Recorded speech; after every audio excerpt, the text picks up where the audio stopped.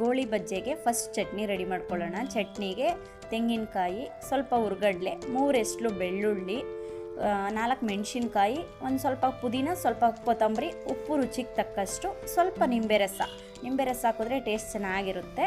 ಹಾಕಿ ನೀರು ಹಾಕಿ ರುಬ್ಕೊಳ್ಳೋಣ. ಚಟ್ನಿ ರೆಡಿ ಇವಾಗ.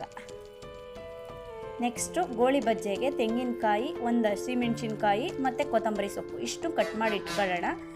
ಒಂದು ಬೌಲ್ಗೆ 3 ಸ್ಪೂನ್ ಮೈದಾ ಹಿಟ್ಟು, ಸ್ವಲ್ಪ ಸೋಡಾ, 1 ಚಿಟಿಕೆ, ಜೀರಿಗೆ ಸ್ವಲ್ಪ, ಮತ್ತು ಕಟ್ ಮಾಡಿ ಇಟ್ಕೊಂಡಿರ್ತೀವಲ್ಲ ಕೊತ್ತಂಬರಿ ಸೊಪ್ಪು, ತೆಂಗಿನಕಾಯಿ, ಮೆಣಸಿನ್ಕಾಯಿ 3 ಹಾಕಿ ಮಿಕ್ಸ್ ಮಾಡ್ಕೊಳ್ಳೋಣ. ಮಿಕ್ಸ್ ಮಾಡಿಕೊಂಡು ಇವಾಗ ಮೊಸರು ನೋಡ್ಕೊಂಡು ಹಾಕೋಬೇಕು. ಅದಕ್ಕೆ ತಕ್ಕಂತೆ ಹಾಕಬೇಕು ಮೊಸರು ಸ್ವಲ್ಪ ಕಡಿಮೆ ಆದ್ರೂ ಒಂದು ಸ್ವಲ್ಪ ನೀರು ಹಾಕೊಂಡ್ರು ಏನು ತೊಂದರೆ ಇಲ್ಲ, ಚೆನ್ನಾಗಿರುತ್ತೆ.